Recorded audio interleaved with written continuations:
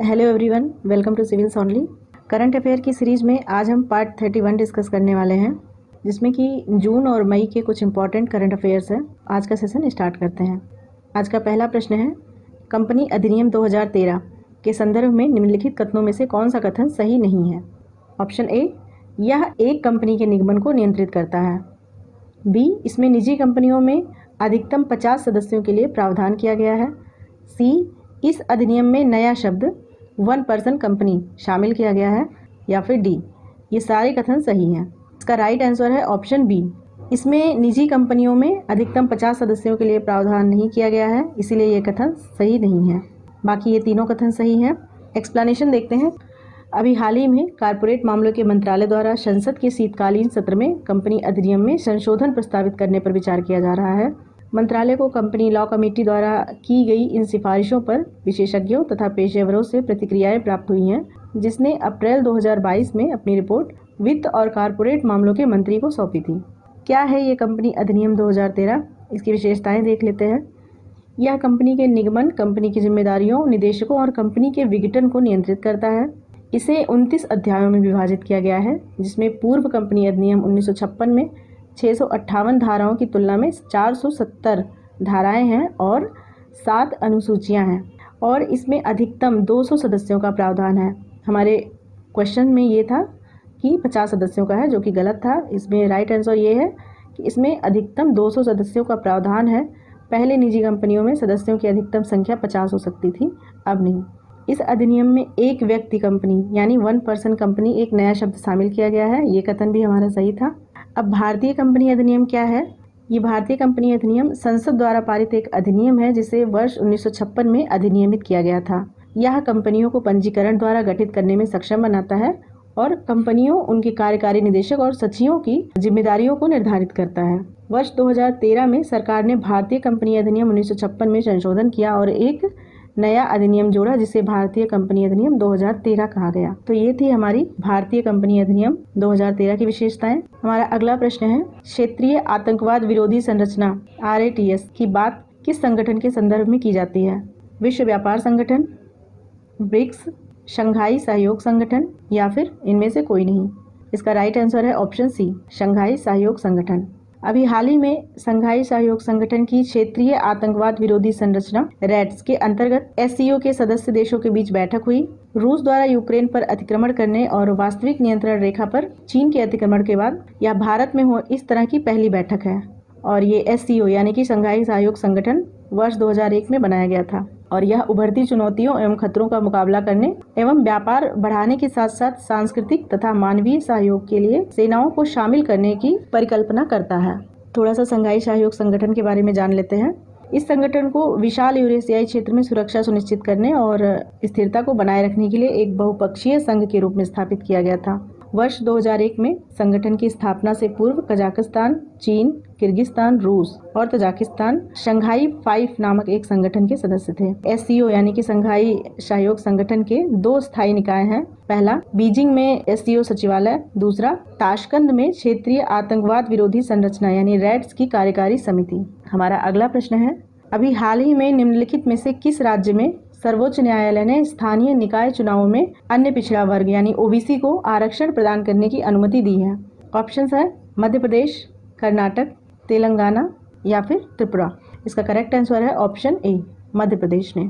अभी हाल ही में सर्वोच्च न्यायालय ने मध्य प्रदेश को स्थानीय निकाय चुनावों में अन्य पिछड़ा वर्ग यानी OBC को आरक्षण प्रदान करने की अनुमति दी है, जो कि आंकड़ों की कमी के कारण कोटा को निलंबित करने वाले पहले के आदेश को संशोधित करता है। वर्तमान में मध्य प्रदेश में स्थानीय निकायों में केवल अनुसूचित जाति, अनुसूचित जनजाति और महिलाओं के लिए आरक्षण का प्रावधान है। ऐसा पहली बार हुआ है कि किसी राज्य सरकार ने स्थानीय निकाय चुनावों में OBC को आरक्षण प्रदान करने के संदर्भ में शीर्ष न्यायालय द्वारा अनिवार्य ट्रिपल टेस्ट फार्मूले को मंजूरी देने में कामयाबी हासिल की है। इससे पहले सर्वोच्च न्यायालय ने महाराष्ट्र सरकार की एक याचिका पर सुनवाई करते हुए अपने दिसंबर 2021 के आदेश को वापस लेने का फैसला किया। इसके माध्यम से स्थानीय निकाय चुनावों में OBC के लिए 27% आरक्षण पर रोक लगा दी गई थी। अच्छा, इसका क्या बैकग्राउंड है ये थोड़ा देख लेते हैं। देखिए, वर्ष 2021 में सर्वोच्च न्यायालय ने महाराष्ट्र और मध्य प्रदेश में स्थानीय न्याय चुनावों में ओबीसी का कोटा खत्म कर दिया था तथा उड़ीसा और उच्च न्यायालय ने राज्य में इसी तरह के एक कदम को और रद्द कर दिया था क्योंकि यह ट्रिपल टेस्ट से नहीं गुजरा था।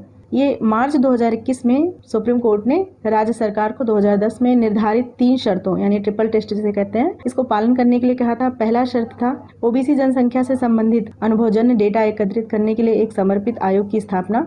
दूसरा था आरक्षण के अनुपात को निर्दिष्ट करना और तीसरा था यह सुनिश्चित करना कि आरक्षित सीटों का प्रत्येक हिस्सा कुल सीटों के 50% की निर्धारित सीमा का उल्लंघन न करता हो। तो ये जो तीनों शर्तें थी ये ट्रिपल टेस्ट के अंतर्गत आती हैं और इन्हें पालन करने के लिए सुप्रीम कोर्ट ने कहा था। अगला प्रश्न है निम्नलिखित में से किस संगठन द्वारा फॉस्टरिंग इफेक्टिव एनर्जी ट्रांजिशन 2022 नामक एक रिपोर्ट जारी की गई है? ऑप्शंस हैं ऊर्जा दक्षता ब्यूरो, भारतीय रिजर्व बैंक, संयुक्त राष्ट्र या फिर इनमें से कोई नहीं। इसका राइट आंसर है ऑप्शन डी, इनमें से कोई नहीं। अभी हाल ही में विश्व आर्थिक मंच ने फॉस्टरिंग इफेक्टिव एनर्जी ट्रांजिशन 2022 नामक रिपोर्ट जारी की है जो कि पर्यावरण की स्थिरता, ऊर्जा सुरक्षा और ऊर्जा न्याय तथा सामर्थ्य की चुनौतियों का समाधान करने के लिए एक अनुकूलित ऊर्जा संक्रमण सुनिश्चित करने के उद्देश्य से निजी एवं सार्वजनिक दोनों क्षेत्रों द्वारा त्वरित कार्यवाही का आह्वान करती है। हमारा अगला प्रश्न है इथेनॉल निम्नलिखित में से किससे प्राप्त किया जा सकता है? ऑप्शंस है मक्का, ज्वार, जौ या फिर उपर्युक्त सभी। इसका राइट आंसर है ऑप्शन डी, उपर्युक्त सभी। अभी हाल ही में केंद्रीय मंत्रिमंडल ने जैव ईंधन पर राष्ट्रीय नीति 2018 में संशोधन को मंजूरी दी है। दुनिया भर में उत्पादित अधिकांश इथेनॉल जो बनाई जाती हैं वो मक्का, ज्वार और जौ जैसे अनाज के स्टार्च में मौजूद शर्करा को किण्वित करके बनाया जाता है। और जो ये संशोधन अभी हाल ही में हुआ है इसमें से एक यह है कि सरकार जैव ईंधन के उत्पादन हेतु अधिक फीड स्टॉक की अनुमति देगी।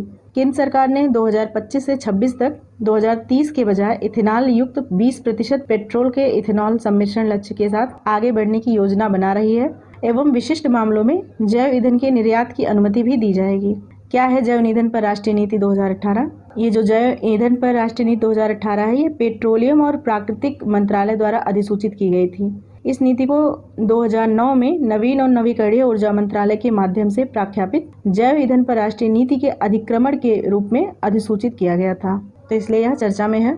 हमारा अगला प्रश्न है भेड़ियों को वन्यजीव संरक्षण अधिनियम 1972 के किस अनुसूची के अंतर्गत वर्गीकृत किया गया है? ऑप्शंस है अनुसूची 1, अनुसूची 2, अनुसूची 4 या फिर अनुसूची 5।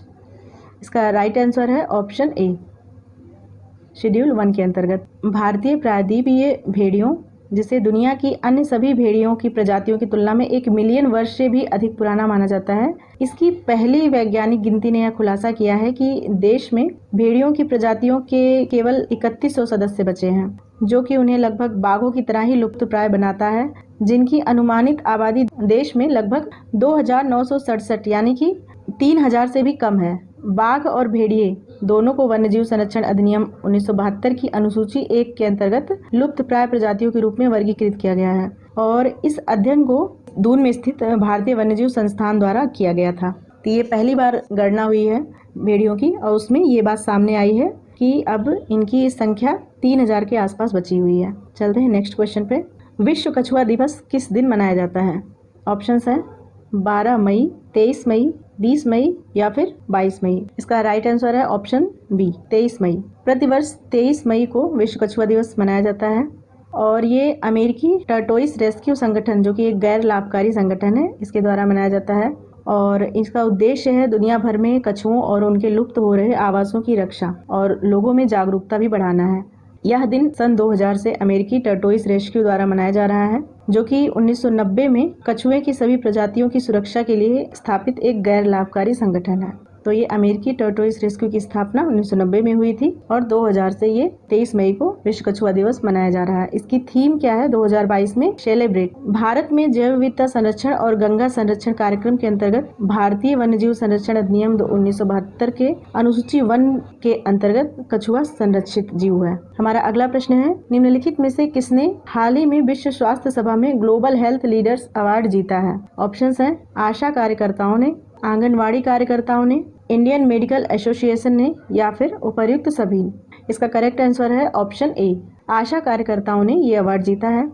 1 मिलियन आशा कार्यकर्ताओं जो भारत में स्वास्थ्य सेवा प्रदान करने में सबसे आगे हैं। इन्हें 75वीं विश्व स्वास्थ्य सभा में ग्लोबल हेल्थ लीडर्स अवार्ड 2022 प्राप्त हुआ है।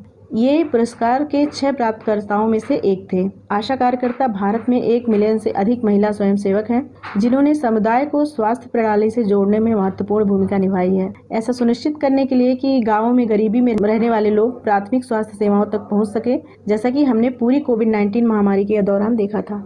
हमारा अगला प्रश्न है, एवरेस्ट बेस कैंप पर चढ़ने वाली सबसे कम उम्र की भारतीय पर्वतारोही कौन बनी है? ऑप्शंस हैं ताशी यांगजोमो, अनीता कुंडू, रिदम ममानिया या फिर अरुणिमा सिन्हा। इसका राइट आंसर है ऑप्शन सी, रिदम ममानिया।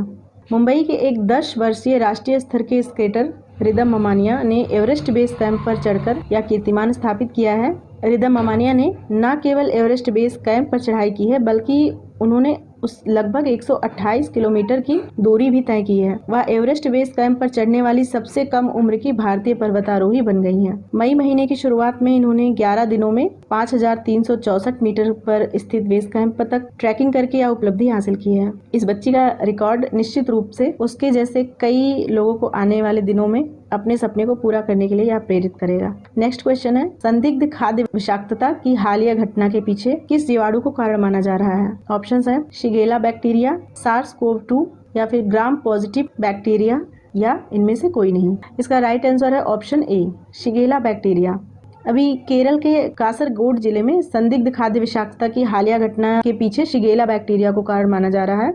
इससे पहले वर्ष 2019 में केरल के कोयलैंडी जिले में यह जीवाणु पाया गया था। ये जो शिगेला जीवाणु है, ये शिगेला जीवाणु का एक प्रकार है जो कि शिगेलेसिस नामक संक्रमण का कारण बनता है। यह विश्व भर में बैक्टीरियल डायरिया यानी रोटा वायरस के बाद यह दूसरा तथा 5 वर्ष से कम उम्र के बच्चों में मृत्यु का तीसरा प्रमुख कारण है।